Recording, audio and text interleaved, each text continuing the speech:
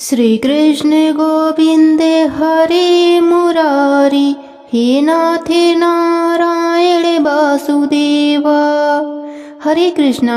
आप सभी का दिन शुभ और मंगलमय हो। आज है 50 मोचनी श्राद्ध का दिन। आज के दिन गीता के इस अध्याय का श्रवण करने से पितरों को परम गति की प्राप्ति होती है, साथ ही पितरों का आशीर्वाद भी मिलता है। पहले सुनते हैं गर्भ गीता का पाठ। प्रेम से बोलिए कृष्ण भगवान की जय हो। भगवान श्री कृष्ण का वचन है कि जो प्राणी इस गर्भ गीता का विचार करता है सो पुरुष फिर से गर्भवास में नहीं आता है। अर्जुन ने पूछा, हे कृष्ण जी, यह प्राणी जो गर्भ विषय में आते हैं सो किस दोष से आते हैं? हे प्रभु जी, जब यह जन्मता तब इसको जरा अधिक रोग लगते हैं, फिर मृत्यु होती है। हे स्वामी, वह कौन कर्म है जिसके करने से प्राणी जन्म मरण से रहित होवे? भगवान बोले, हे अर्जुन, यह जो मनुष्य है सो अंधा मूर्ख है, जो दुनिया से प्रीति करता है। यह पदार्थ मैंने पाया है और आगे भी पाऊंगा, ऐसी चिंता इस प्राणी के मन से उतरती ही नहीं। यह 8 पहर माया को ही मांगता है। इन बातों को करके बारंबार जन्मता व मरता है और गर्भ विषय का दुख पाता है। अर्जुन ने पूछा, हे कृष्ण जी, यह मन मस्त हाथी की नाई है, तीसरा इसकी शक्ति है। यह काम, क्रोध, लोभ, मोह, अहंकार के बस में है और इन 5 से अहंकार बहुत बली है। सो कौन यत्न है जिससे मन बस में होए? भगवान बोले, हे अर्जुन, यह मन निश्चय ही हाथी की नाई है, तीसरा इसकी शक्ति है। मन 5 के बस में है और अहंकार इसमें श्रेष्ठ है। हे अर्जुन, जैसे हाथी अंकुश के बस में होती है, वैसे ही मन रूपी हाथी को बस में करने को ज्ञान रूपी अंकुश है। अहंकार करने से प्राणी नरक में पड़ता है। अर्जुन ने पूछा, हे कृष्ण भगवान, एक तुम्हारे नाम के लिए जंगलों में फिरते हैं, एक बैरागी होते हैं, एक धर्म करते हैं। इस विषय में कैसे जाने कि वह वैष्णव हैं? वह कौन है? भगवान बोले, हे अर्जुन, एक मेरे नाम के लिए वनों में फिरते हैं, वे सन्यासी कहे जाते हैं। एक सिर पर जटा बांधते हैं, एक भस्म लगाते हैं। इनमें हम नहीं हैं, क्योंकि इस विषय अहंकार है, इससे मेरा दर्शन दुर्लभ है। अर्जुन ने पूछा, हे कृष्ण जी, कौन पाप से स्त्री मर जाती है, कौन पाप से पुत्र मर जाते हैं और कौन पाप से नपुंसक होता है? भगवान बोले, हे अर्जुन, जो कर्ज लेता है और देता नहीं, इस पाप से स्त्री मरती है। और जो किसी की अमानत पचा लेता है उसके पुत्र मर जाते हैं। जो किसी का कार्य किसी के गोचर आए पड़े और जवानी कहे कि मैं तेरा कार्य सबसे पहले कर दूंगा, जब समय आन पड़े तब उसका कार्य न होवे, इस पाप से नपुंसक होता है। यह बहुत बड़ा पाप है। अर्जुन ने पूछा, हे कृष्ण जी, कौन पाप से प्राणी सदा रोगी रहता है, कौन पाप से गधे की देह पाता है, स्त्री तथा टड्डू का जन्म किस पाप से होता है? भगवान बोले, हे अर्जुन, जो मनुष्य कन्या दान करते हैं और इस दान में मूल्य लेते हैं वे दोषी हैं। वे मनुष्य सदा रोगी रहते हैं। जो विषय विकार के वास्ते मदिरा पान करते हैं सो टड्डू का जन्म पाते हैं। और जो झूठी गवाही देते हैं वे स्त्री का जन्म पाते हैं। जो रसोई बनाकर पहले आप खा लेते हैं और पीछे परमेश्वर के अर्थ दान करते हैं वे बिल्ली का जन्म पाते हैं। जो मनुष्य झूठी वस्तु दान करते हैं वे स्त्री का जन्म पाते हैं। अर्जुन ने पूछा, हे कृष्ण भगवान जी, कई मनुष्यों को तुमने सोना दिया है, सो उन्होंने कौन सा पुण्य किया है? और कईयों को आपने हाथी घोड़े रथ दिए हैं, सो उनका कौन सा पुण्य है? भगवान बोले, हे अर्जुन, जिन्होंने सोना दान दिया है उनको हाथी घोड़े वाहन मिलते हैं। जो परमेश्वर निमित्त कन्या दान करते हैं सो पुरुष का जन्म पाते हैं। अर्जुन ने पूछा, हे भगवान जी, जिन पुरुषों की सुंदर विचित्र देह है उन्होंने कौन कौन पुण्य किया है? किसी के घर संपत्ति है, कोई विद्वान है, उन्होंने कौन सा पुण्य किया है? भगवान बोले, हे अर्जुन, जिन्होंने अन्न दान किया है उनका स्वरूप सुंदर है। जिन्होंने विद्या दान किया है वे विद्वान होते हैं। जिन्होंने संतों की सेवा करी है वे पुत्रवान होते हैं। अर्जुन ने पूछा, हे भगवान जी, किसी को धन से प्रीति है, कोई स्त्रियों से प्रीति करते हैं, सो ऐसा क्यों है? भगवान बोले, हे अर्जुन, किसी का धन, स्त्री सब नाशरूप है, लेकिन मेरी भक्ति का नाश नहीं है। अर्जुन ने पूछा, हे भगवान जी, राजपाट कौन से धर्म से मिलते हैं? विद्या कौन से धर्म से मिलती है? भगवान बोले, हे अर्जुन, जो प्राणी श्री काशी में निष्काम भक्ति से तप करते देह त्यागते हैं, सो वह राजा होते हैं।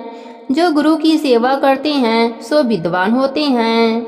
अर्जुन ने पूछा, हे कृष्ण जी, किसी को धन अचानक बिना परिश्रम को मिलता है, कोई धन सारी उम्र एकत्रित नहीं कर पाते, कोई रोग रहित होते हैं, सो उन्होंने कौन सा पुण्य किया है? भगवान बोले, हे अर्जुन, जिन्होंने गुप्त दान किया है उनको धन अनायास मिलता है, जिन्होंने परमेश्वर का कार्य और पराया कार्य संवारा है वे रोग से रहित होते हैं। अर्जुन ने पूछा, हे भगवान जी, कौन पाप से अम्ली होते हैं, कौन पाप से गूंगे होते हैं, कौन पाप से कुष्ठी होते हैं? भगवान बोले, हे अर्जुन, जो अपने गुरु की स्त्री से गमन करते हैं सो अम्ली होते हैं, जो गुरु से विद्या पढ़कर मुकर जाते हैं सो गूंगे होते हैं, जिन्होंने कुकर्म किया है वे कुष्ठी होते हैं। अर्जुन ने पूछा, हे भगवान जी, किन्हीं की देह में रक्त का विकार होता है सो किस पाप से? कोई दरिद्र होते हैं, किसी को खंडवायु होती है और कोई अंधे होते हैं, कोई पालुम होते हैं, सो कौन पाप से होते हैं? कोई स्त्रियां बाल विधवा होती हैं, सो कौन पाप से होती हैं?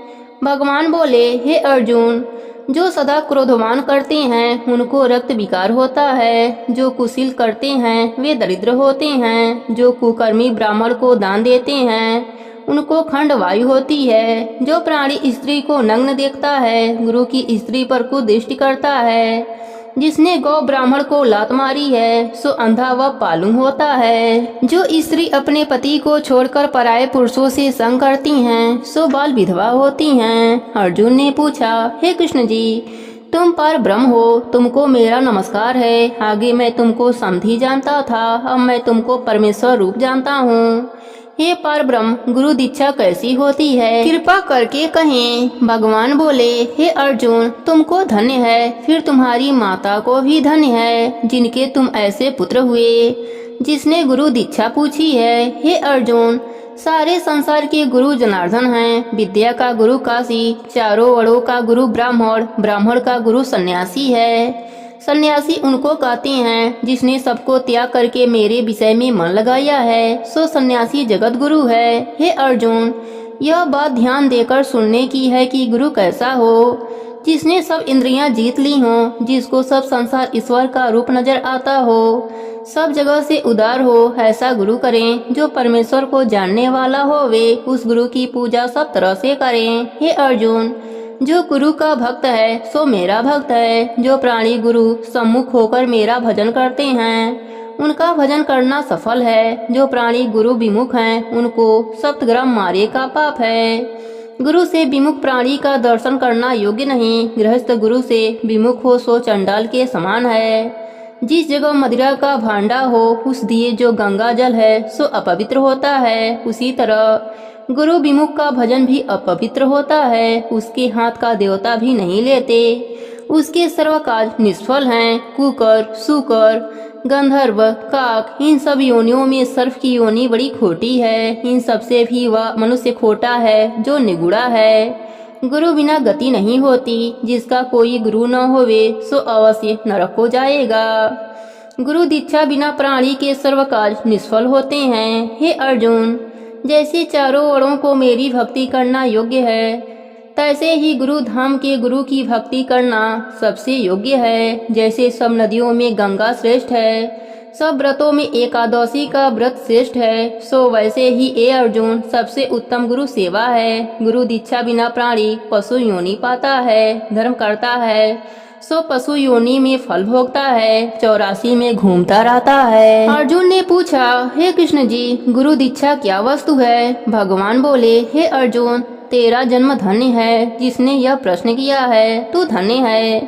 गुरु दीक्षा दोनों अक्षर है। हरि नाम इन अक्षरों को गुरु कहता है। यह चारों वर्णों को जपना श्रेष्ठ है। हे अर्जुन, जो गुरु की सेवा करता है, मेरी सेवा करता है, मेरी उस पर प्रशंसा है, वह 84 से छूट जावेगा, जन्म मरण से रहित होए स्वर्ग भोगता है। जो प्राणी गुरु की सेवा नहीं करता सो 3.5 करोड़ वर्ष तक नरक भोगता है। जो गुरु की सेवा करता है उसको कई अश्वमेघ के पुण्य का फल मिलता है। गुरु की सेवा मेरी सेवा है। हे अर्जुन, हमारे तुम्हारे संवाद को जो प्राणी पढ़ेंगे या सुनेंगे सो वह गर्भ के दुख से बच जाएंगे, उनकी 84 कट जावेगी। इसी करके इस पाठ का नाम गर्भ गीता है। श्री कृष्ण महाराज जी के मुख से इसे अर्जुन ने श्रवण किया है। गुरु दीक्षा लेना उत्तम कर्म है, जिसका फल यह है कि नरक की 84 से जीव बचा रहता है, भगवान प्रसन्न रहते हैं। प्रेम से बोलिए कृष्ण भगवान की जय हो। यह अध्याय गीता का सार भी है। भागवत गीता के 11वें अध्याय में जब श्री कृष्ण ने अर्जुन को अपने विराट स्वरूप का दर्शन कराया तो वह उनके प्रति नतमस्तक हो गया। वह पहचान गया था कि ऐसा रूप तो भगवान का ही हो सकता है। तब अर्जुन को इस बात का दुख हुआ कि वह अब तक साक्षात भगवान को अपना सखा अथवा प्रिय मित्र ही समझता रहा, जबकि वह तो पूरी सृष्टि के रचयिता हैं। अतः अर्जुन अपने सभी संशयों का समाधान कर लेना चाहता है। अपने इसी उद्देश्य की पूर्ति के लिए अर्जुन ने इस 18वें अध्याय में भगवान श्री कृष्ण से पूछा, हे भगवंत, आपने संन्यास और त्याग के विषय में अनेक बार मुझसे कहा है, परंतु इसकी वास्तविकता क्या है? मैं इसके तत्व को पृथक पृथक जानना चाहता हूँ। भगवान श्री कृष्ण ने अर्जुन के इस संशय का निवारण करते हुए कहा, हे अर्जुन, संसार की हर प्रिय अप्रिय वस्तु, हर कामना तथा मोह माया आदि का त्याग करके मेरे शरण में आना ही संन्यास है। मेरी शरण में आकर केवल मेरी भक्ति को अपनी कामना मानकर और मुझ में रम जाने को त्याग और संन्यास कहते हैं। यह तो मैंने अपने मतानुसार त्याग और संन्यास बताया है, परंतु शास्त्रों का मत भिन्न है। अब उन शास्त्रों का मत सुन। एक शास्त्र यह कहता है कि भले और बुरे दोनों कर्मों का त्याग कर देना चाहिए, क्योंकि अच्छे कर्म का फल अच्छा और सुखदायक होता है, जबकि बुरे कर्म करने वाला अथवा बुरे आचरण वाला दुख भोगता है। अच्छे कर्म करने वाले के पांव सोने और चांदी की बेड़ियों से बंधे होते हैं तथा बुरे कर्म करने वालों के पैर भी बेड़ियों से जकड़े होते हैं, भले ये वह बेड़ी लोहे की ही क्यों न हो। अर्थात अच्छे और बुरे दोनों कर्म बंधनों में बांध देते हैं, अतः इसका त्याग कर देना ही उचित है। हे कुंती पुत्र अर्जुन, एक शास्त्र यह भी कहता है कि दान, यज्ञ, तपस्या और स्नान आदि कर्मों का त्याग कदापि नहीं करना चाहिए, क्योंकि यह पवित्रता के अंश हैं। इन कर्मों को करने से शरीर पवित्र होता है। हे धनंजय, अब मैं तुझे अपने मत का त्याग बताता हूँ। त्याग 3 प्रकार के होते हैं। सर्वप्रथम दान, यज्ञ, तपस्या और स्नान आदि प्राणी को पवित्रता प्रदान करते हैं। विवेकशील और बुद्धिमान प्राणी इन्हें नहीं त्यागते, क्योंकि उनके लिए यह भले कर्म है। किसी के प्रति भलाई अथवा भला कर्म करके वह उसका फल नहीं चाहते, अतः मेरे मत के अनुसार यह बात भली है। भले कर्म करके उनका फल न चाहने वाले प्राणी सर्वश्रेष्ठ हैं। हे अर्जुन, आलस्य अज्ञानी के ज्ञान का भाव है। जो प्राणी सत्कर्म का महत्व न समझकर उसे त्याग दे और जो प्राणी किसी अन्य प्राणी से मोहित होकर सत्कर्मों का बहिष्कार करे वह राशि त्याग कहलाता है। जो प्राणी शारीरिक दुख से भयभीत होकर कर्म का त्याग करे, अर्थात जो मन में यह धारणा बनाकर न नहाए कि पानी ठंडा है और स्नान करने से ठंड लगेगी, ऐसा त्याग तामसी होता है, जिसका प्राणी को कोई फल प्राप्त नहीं होता। हे कौन्तेय, जो सत्कर्मों को करे, दिल में यह भाव रखे कि मेरी क्षत्रिय अथवा ब्राह्मण कुल में जन्म होना दुर्लभ है, स्नान आदि कर्म करना मेरे लिए अच्छा है तथा कर्म करके उसके लाभ की इच्छा कदापि न करे, ऐसा त्याग सात्विकी कहलाता है। बुद्धिमान प्राणी स्नान आदि सत्कर्मों को कभी निंदित नहीं करते और स्वयं ऐसे सत्कर्मों का त्याग भी नहीं करते। वे मन में निश्चय की भावना लेकर इन सत्कर्मों को करते हैं, लेकिन अपने मन के किसी भी कोने में फल की भावना नहीं रखते।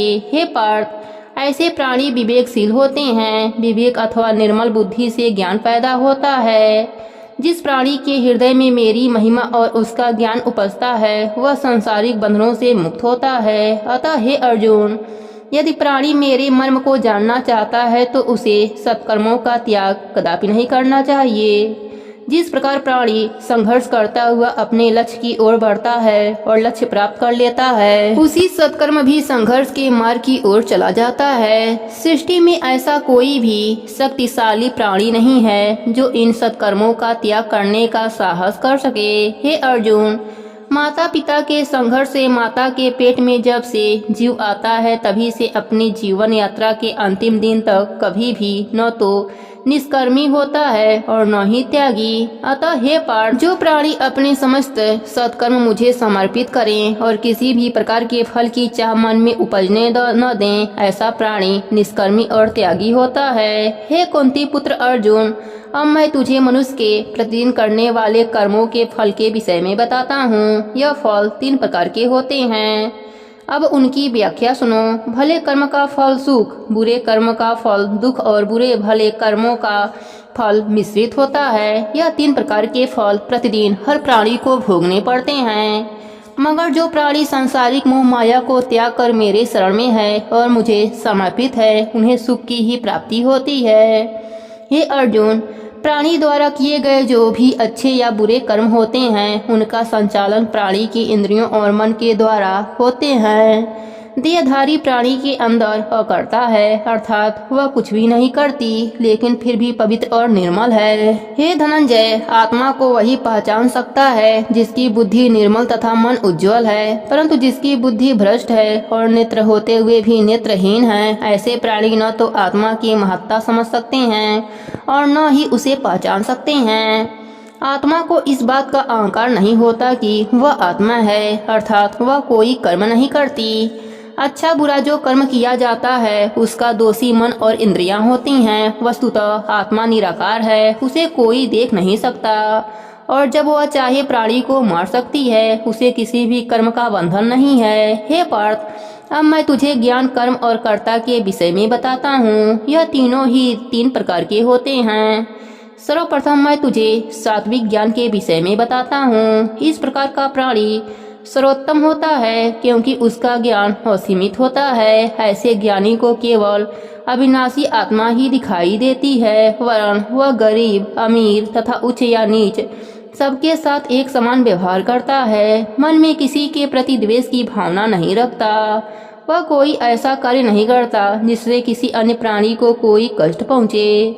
यही सात्विक प्राणी की विशेषता है। हे धनुर्धर अर्जुन, अब राशि ज्ञान सुन। जो प्राणी सर्वथा यह कहे कि यह मेरा है, यह तेरा है या सब कुछ मेरा सब तेरा नहीं है, यह राशि ज्ञान कहलाता है। तीसरे प्रकार के प्राणी तामसी ज्ञान के होते हैं। इस ज्ञान के द्वारा ज्ञानी को हर प्राणी में बुराई नजर आती है। उसकी दृष्टि में केवल मैं ही अच्छा हूँ, बाकी सब बुराई से सराबोर रहते हैं।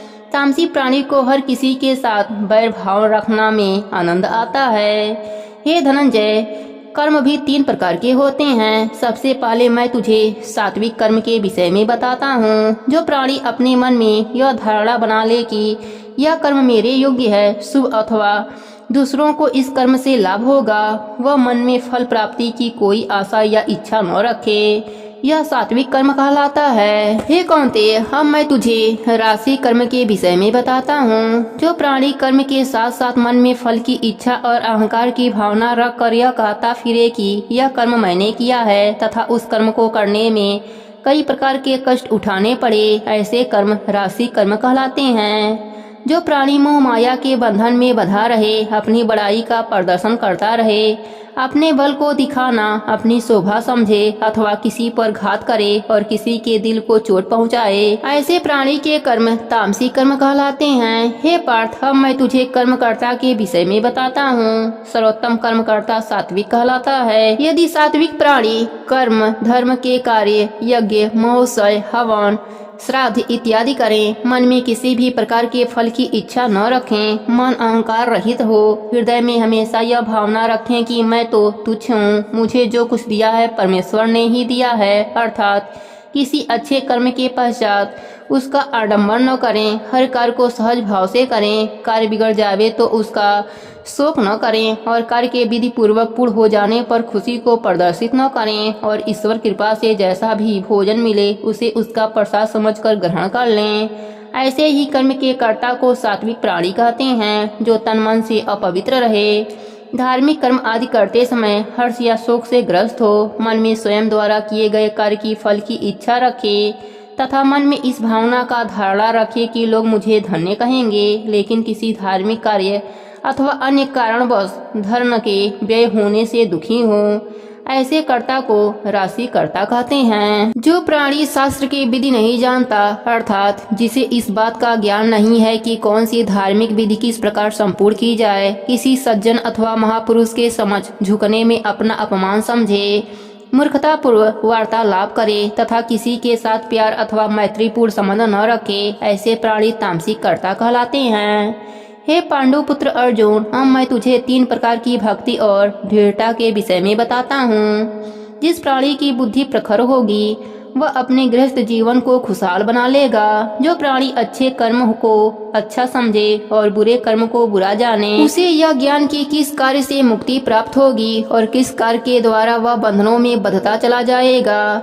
जो अपना बुद्धि और विवेक से इस तत्व को जान जाएगा अथवा ज्ञाता होगा, वही ज्ञानी और सात्विक बुद्धि वाला होगा। जो प्राणी अपनी बुद्धि के द्वारा धर्म को अधर्म और बुरे कार्य को भला समझे, ऐसे प्राणी राशि बुद्धि वाले होते हैं। हे पृथा पुत्र, तामसी बुद्धि वाला व्यक्ति सूक्ष्म विचारणा शक्ति के कारण अधर्म को धर्म के रूप में धारण करने वाला, अर्थपूर्ण को अनर्थपूर्ण मानने वाला, अन्य प्राणियों से मन में द्वेष की भावना रखने वाला, जीवों को पीड़ित करने वाला तथा विषादपूर्ण स्थितियों से घिरा रहने वाला होता है। हे धनंजय, दृढ़ता भी 3 प्रकार की होती है, सात्विक, राजसिक और तामसी। जिसका मन निश्चल हो, प्राणी के वशीभूत हो, इंद्रियां बस में हो तथा मन हर प्रकार प्रभु के चरणों में तल्लीन रहे, वही सात्विक दृढ़ता वाला होता है। जिस प्राणी का मन अपने धर्म में हर प्रकार से दृढ़ रहे, जिस कार्य को करने का मन बना लें उसे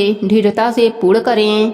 यदि धन कमाने का दृढ़ निश्चय कर लिया जाए तो खूब धन संचय करें तथा किसी कार्य में दृढ़ता अपनाकर और उस पर खरा उतरें। ऐसा प्राणी राशि दृढ़ता वाला होता है, जो हर समय निद्रा मग्न होते हैं। निद्रा ही जिसका भूत भविष्य और वर्तमान है, जो हर समय चिंता मग्न रहते हैं तथा हर प्राणी के साथ कलह करते हैं।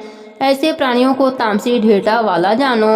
हे भगत वंश, जब प्राणी सांसारिक वस्तुओं के प्रति आसक्ति का त्याग करके मन प्राण व इंद्रियों के द्वारा भगवत चिंतन करता है, उस समय उसकी आस्था सात्विक कहलाती है। जब प्राणी की आस्था धर्म, अर्थ तथा काम में होती है, तब वह आस्था राशि कहलाती है।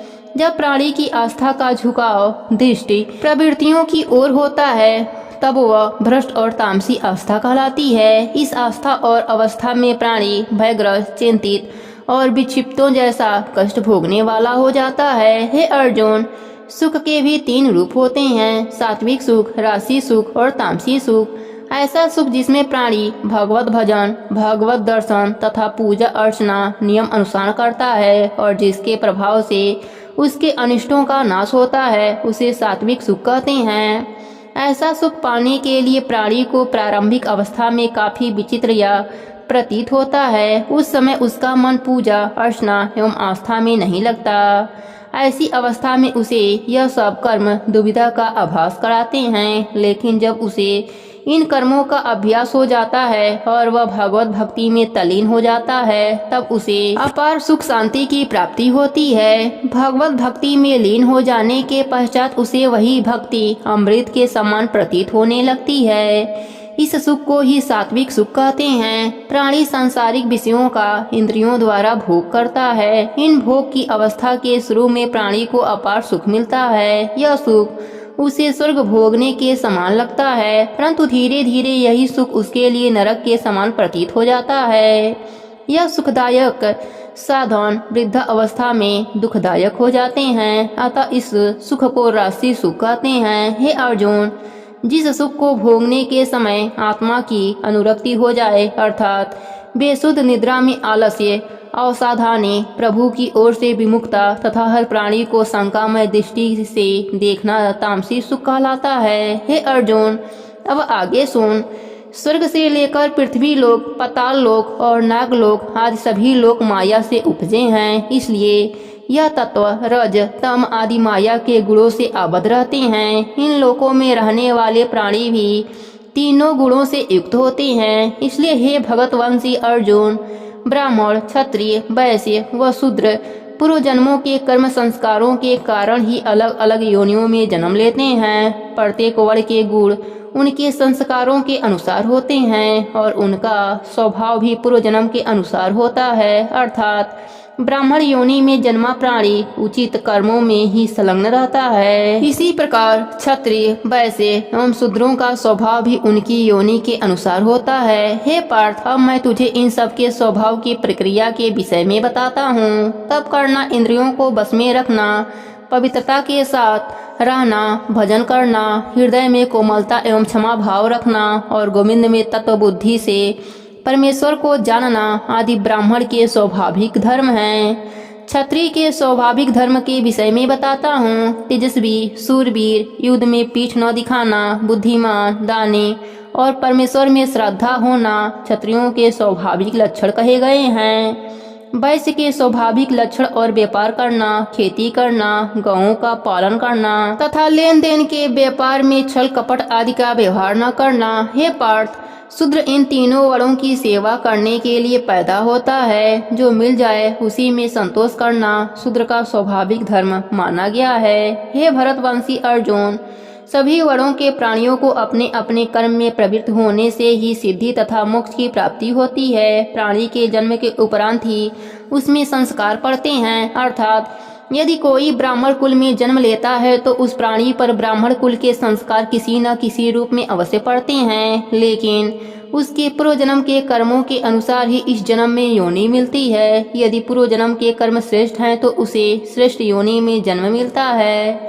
यदि प्राणी ब्राह्मण कुल में जन्मा है और पूर्व योनि के कर्महीन है तो वह हीन कर्मों में ही लिप्त रहता है। लेकिन ऐसा भी हो जाता है कि प्राणी शूद्र वर्ण में जन्म लेकर भी ब्राह्मणों के समान कर्मों में लीन रहता है। अतः प्राणी के कर्म संस्कार ही वर्तमान जीवन में उसके साथ रहते हैं, जिनका प्रभाव उस पर पड़ता है। हे अर्जुन, इस प्रकार मैंने यह चारों वर्णों के स्वाभाविक धर्म कहे हैं। प्राणी अपने अपने कर्मों को करके अवश्य ही अच्छी सिद्धि को प्राप्त करता है। जो प्राणी अपने अपने कर्मों में दृढ़ रहते हैं उनका फल भी उन्हें मिलता है। पर ब्रह्मा जो सारी सृष्टि का करता है और सब में समाया हुआ अविनाशी है उसे ही प्राप्त होंगे। हे कौन्तेय, सृष्टि में जितने भी प्राणी हैं उन सब की उत्पत्ति परम पुरुष द्वारा ही हुई है। अर्थात परमात्मा में ही सृष्टि को मानना चाहिए। जिस प्रकार समूचे वातावरण में हवा व्याप्त है उसी प्रकार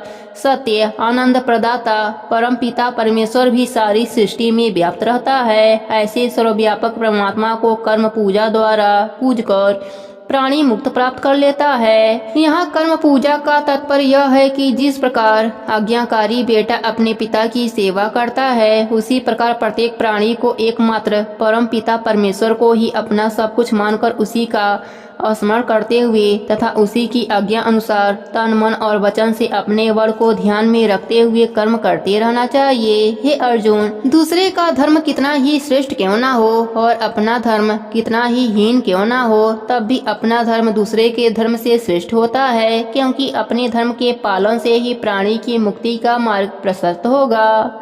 इसलिए हे पार्थ, यदि अपना कर्म शास्त्रोक्त वर्णाश्रम के अनुसार कितना ही दोषपूर्ण क्यों ना हो उसका त्याग करना कदापि उचित नहीं है। सभी कर्म किसी न किसी रूप में दोषपूर्ण हैं। अग्नि धुएं में से मुक्त होती है, यदि उसमें धुएं वाली लकड़ी डाल दें तो वह निर्मल अग्नि को बिगाड़ देगी।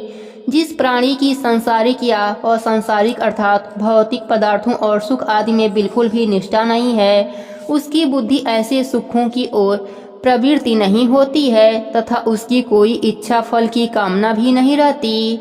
और जिसकी अंतर्यात्मा पवित्र है ऐसा प्राणी शास्त्र अनुसार योग साधना द्वारा आनंद प्रदाता परम पुरुष तत्व रूप सिद्धि की प्राप्ति करता है, अर्थात उसे नारायण रूप की प्राप्ति होती है। हे पार्थ, जिस प्राणी का मन निर्मल हो गया है, जिसने आनंद स्वरूप पर ब्रह्मा का ज्ञान प्राप्त कर लिया है तथा जो मेरे अंश रूप का चरण बिंदु है अर्थात पराभक्ति या ज्ञान की पराकाष्ठा है, उसका सार तुम मुझसे समझो। हे अर्जुन, जिस प्राणी की बुद्धि पवित्र है, जिसे एकांतवास प्रिय है, जो अल्पभोगी है, मन वाणी और देह सदैव जिसके बस में है, जो अल्प आहारी है, जो सदैव परम तत्व के स्मरण में रहता है, जिसका मन चल्यमान नहीं होता है, जो राग द्वेष को नष्ट करके अहंकार, बल, काम, क्रोध और संग्रह को त्याग कर ममता रहित एवं शांत अंतःकरण हो जाता है, वही सच्चिदानंद घन ब्रह्म में एकांकी होने से न तो किसी वस्तु के लिए शोक करता है और न ही किसी वस्तु की आकांक्षा करके मन में रखता है,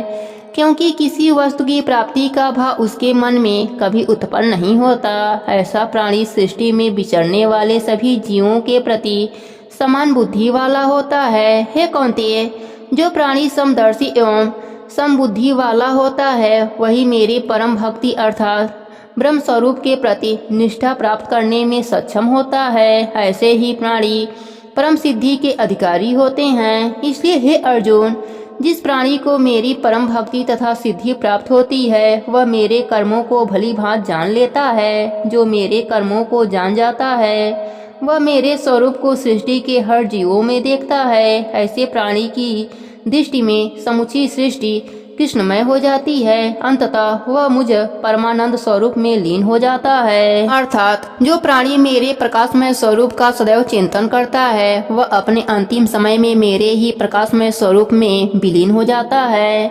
ऐसी ही स्थिति को मोक्ष कहते हैं, जिसे प्राप्त करना आसान नहीं है। इसलिए हे कुंती नंदन, तू जो भी अच्छा अथवा बुरा कर्म करे, उसे निर्मल मन के साथ मुझे अर्पित कर दे। मेरे प्रति सदैव निष्ठा और मेरे स्मरण करते हुए कर्म कर।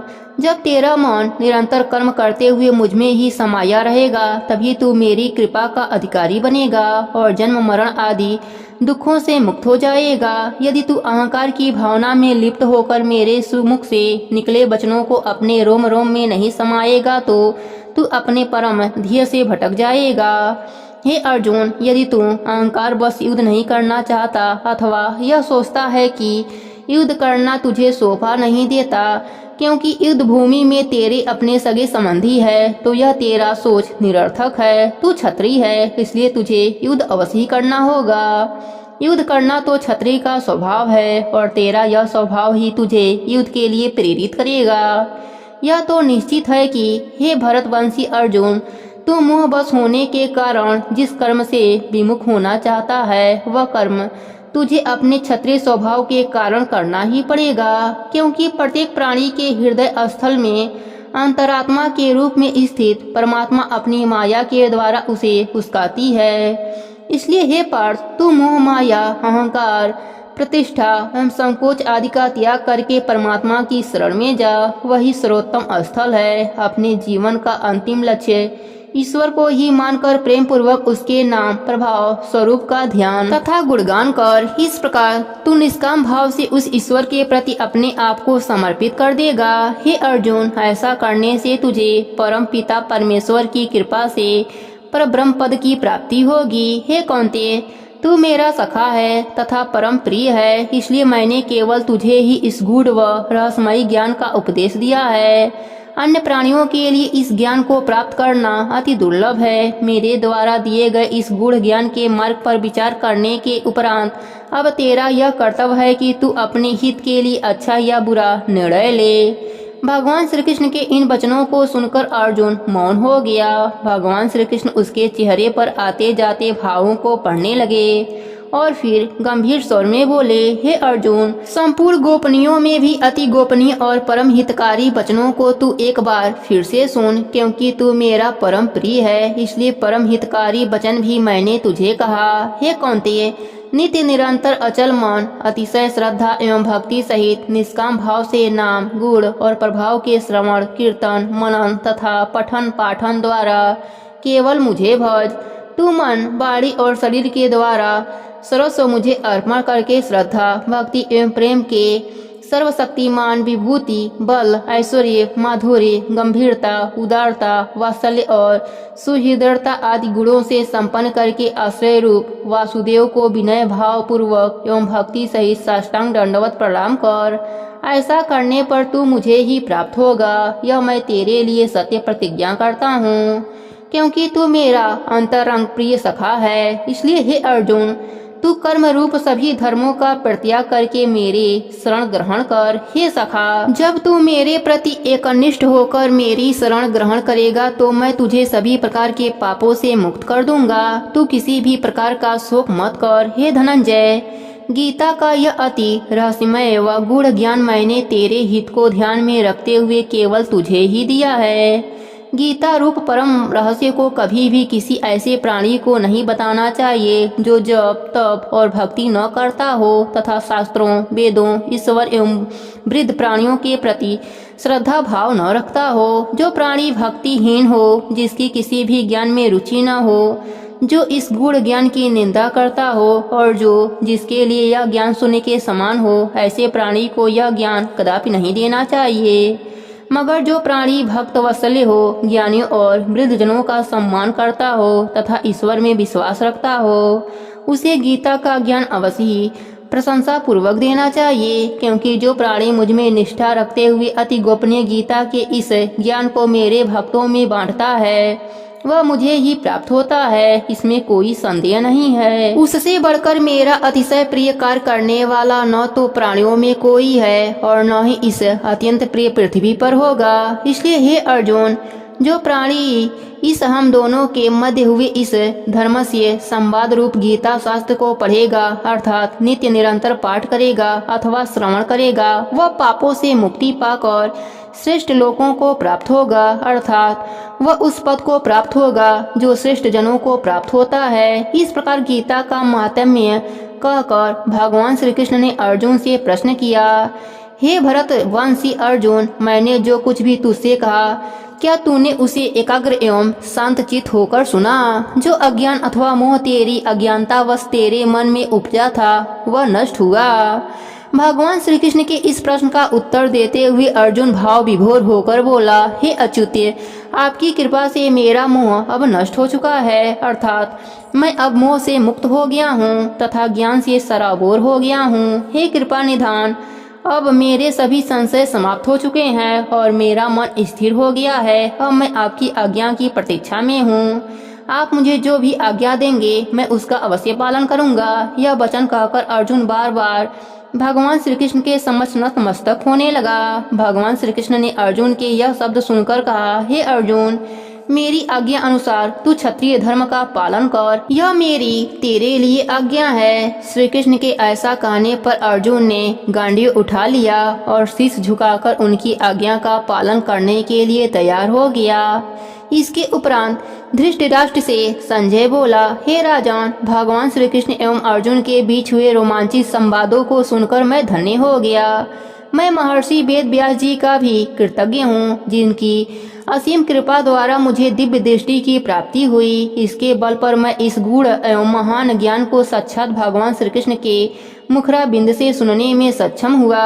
इसलिए हे राजन, मैं भगवान श्री कृष्ण और अर्जुन के इस रहस्यमय, कल्याणकारी और चमत्कारिक संवादों को बार बार स्मरण करके हर्षित होता हूँ। हे राजन, भगवान श्री कृष्ण ने अर्जुन को जैसा विशाल और चतुर्भुज रूप दिखाया था, उसे बारंबार स्मरण करके मुझे आश्चर्य और हर्ष हो रहा है। हे राजन, जहाँ श्री कृष्ण के रूप में साक्षात नारायण उपस्थित हैं और गांडी एवं धनुषधारी अर्जुन हैं, वहीं पर विजय श्री, विभूति और अचल नीति है। यहीं पर 18वें अध्याय का कथा समाप्त होता है। प्रेम से बोलिए कृष्ण भगवान की जय हो। अब सुनते हैं 18वें अध्याय का महात्म्य। भगवान विष्णु ने कहा, हे लक्ष्मी, अब मैं तुझे 18वें अध्याय का महात्म्य सुनाता हूँ। गीता के 18वें अध्याय का महात्म्य सर्वाधिक उत्तम है। इस अध्याय का नित्य पाठ करने से 100 अश्वमेध यज्ञों के समान फल मिलता है। जिस प्रकार सभी नदियों में गंगा, तीर्थों में जगन्नाथपुरी, पर्वतों में कैलाश पर्वत, ऋषियों में नारद तथा गायों में कामधेनु को श्रेष्ठ माना गया है, उसी प्रकार गीता का यह 18वां अध्याय श्रेष्ठ है। अब मैं इस अध्याय का महात्म्य विस्तार से बताता हूँ। देवलोक में सुमेरु पर्वत पर देवराज इंद्र अपने सिंहासन पर विराजमान होकर अप्सराओं के नृत्य से आनंदित हो रहे थे। सभी और आनंद ही आनंद व्याप्त हो रहा था। तभी एक तेजस्वी चतुर्भुज रूपधारी प्राणी के साथ 4 पार्षद सभा में आए और इंद्र से बोले, तू उठ और इसे बैठने दे। उनके यह वचन सुनकर इंद्र ने उस प्राणी को प्रणाम किया और आसन छोड़कर खड़े हो गए। वह तेजस्वी चतुर्भुज रूपधारी प्राणी इंद्र के सिंहासन पर विराजमान हो गया। राजा इंद्र काफी विस्मय और आश्चर्यचकित थे। उन्होंने अपने गुरु बृहस्पति से प्रश्न किया, हे गुरुवर, तुम तो अंतर्यामी हो, इसने ऐसा कौन सा पुण्य किया है जो इसे इंद्र आसन पर बैठने का अधिकार प्राप्त हुआ है? बृहस्पति ने कहा, मेरे विचार से इसने कोई पुण्य, व्रत या यज्ञ दान आदि नहीं किया, किसी मंदिर, तालाब या कुएं का निर्माण नहीं करवाया तथा ऐसा कोई कार्य नहीं किया जिससे यह इंद्र आसन पर विराजमान होने का अधिकारी बन गया है। शायद भगवान नारायण इसके विषय में जानते हों। यह वचन सुनकर देवराज इंद्र, बृहस्पति आदि अन्य देवगणों के साथ भगवान श्री नारायण के पास पहुँचे। सभी ने उन्हें साष्टांग दंडवत किया। देवराज इंद्र विनम्र स्वर में बोले, हे भगवत वत्सले, आपके 4 पार्षदों ने एक चतुर्भुज तेजस्वी स्वरूप वाले प्राणी को लाकर इंद्रासन पर बैठा दिया है। हम नहीं जानते कि उसने ऐसा कौन सा पुण्य किया है जो उसे इंद्रासन पर बैठने का अधिकार प्राप्त हुआ है। मैंने कई अश्वमेध यज्ञ किया है, तभी इंद्रासन पर बैठने का अधिकार प्राप्त हुआ है, लेकिन उसने तो एक भी यज्ञ नहीं किया, फिर भी इंद्रासन पर बैठने का अधिकारी हो गया है। मुझे बड़ा आश्चर्य हो रहा है। इंद्र के यह वचन सुनकर भगवान नारायण ने कहा, हे देवराज इंद्र, तुम अपने राज सिंहासन पर जाकर बैठ जाओ। अब उस चतुर्भुज रूपधारी के बारे में सुनो। उसने बहुत बड़ा पुण्य किया है। वह नित्य निरंतर स्नान आदि से निवृत्त होकर गीता के 18वें अध्याय का पाठ किया करता है। उसके मन में भोगों के प्रति तृष्णा थी। जब उसने अपना शरीर त्यागा था तब मेरी ही आज्ञा से मेरे पार्षदों ने उसे तुम्हारे सिंहासन पर बैठा दिया था, ताकि वह कुछ समय तक इंद्रलोक को भोग सके। जब उसका मनोरथ पूर्ण हो जाए तो उसे मोक्ष प्रदान कर दो। तुम जाकर भोगों की सामग्री इकट्ठा करो और इंद्रलोक का सुख भोगो। कुछ समय तक इंद्रलोक का सुख भोग कर भगवान की कृपा के प्रभाववश वह वैकुंठ लोक को प्रस्थान कर जाएगा। भगवान विष्णु ने कहा, हे देवी, यह गीता के 18वें अध्याय का महात्म्य था जो अभी तुमने श्रवण किया। प्रेम से बोलिए विष्णु भगवान की जय हो, लक्ष्मी माता की जय हो।